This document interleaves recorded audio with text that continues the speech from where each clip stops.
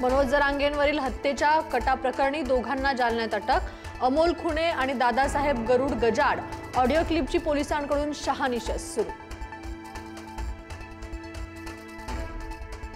धनंजय मुंडे यांनी जीवे मारण्याची सुपारी दिली, मनोज जरांगे यांचा गंभीर आरोप। आरोपींना 2.5 कोटी रुपये दिल्याचा आरोप।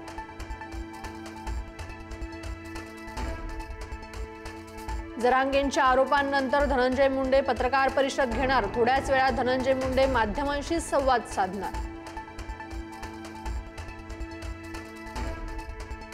कोरेगाव जमीन घोटाळा प्रकरणी पार्थ पवार यांच्यावर गुन्हा का नाही, विरोधकांचा सवाल। दिग्विजय पाटील, शीतल तेजवानींवर गुन्हा दाखल।